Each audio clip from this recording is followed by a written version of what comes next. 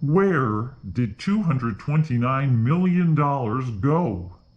That's how much contingency the CIP is burning through. Since the world's greatest program managers, Reed and Bell, keep wanting you to believe that they are just doing a bang-up job managing the capital improvement program, it may be time to step back and see if that is really true. In 2018, taxpayers were told that Jeffco would perform $563 million worth of facilities-related projects. But each of these projects already contained 10% project contingency. So really, Jeffco was only going to be doing $507 million worth of work with $56 million in project contingency. There's nothing wrong with that. 10% contingency is reasonable.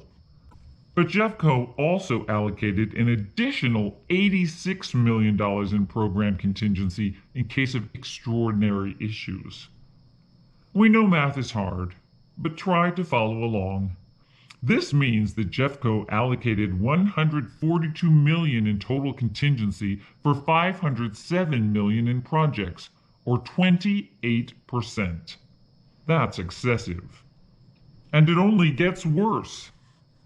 As you know, Jeffco was gifted $118 million in bond premium, but instead of putting that money aside for other facility needs, Reed and Bell have continually used that money as their own piggy bank to cover up their incompetence. Last Thursday, Reed and Bell told you that only $31 million of that $118 million will be left for additional projects at the end of the program. We were asked to be able to estimate how much money we might have at the end of the program once we completed the committed scope. And right now we're sitting on $69 million in what we call unallocated program contingency, which means none of this money is really defined. So if you took the $38 million away, which could cover what we're estimating as inflation over the next 2.5 to 3 years, that gets you down to right now about $31 million in unallocated reserves. Meaning they're using an additional $87 million for overages. That's a total of $229 million in overages.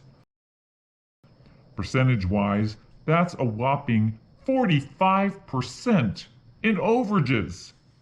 That is egregious.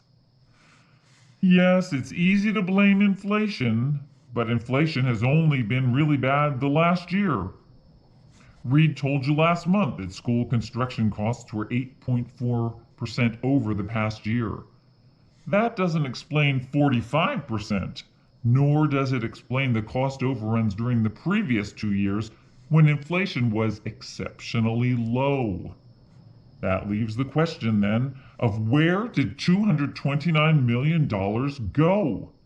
That's money that could have been used on any number of additional projects and really given Jeffco value for their tax dollars. But the fact of the matter is that barely anything will be left, and students and taxpayers will be screwed because of the Reed and Bell clown show.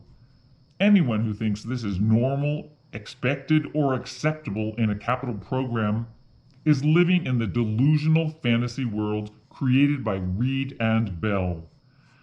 It's time to get your heads out of your asses. Start asking some hard questions. It's time you start recognizing the evasive and accountability-avoiding answers that Reed and Bell continually give. $229 million in contingency usage is beyond extreme and should not just be casually accepted by anyone in the Jeffco community, particularly you, who have a fiduciary responsibility to taxpayers.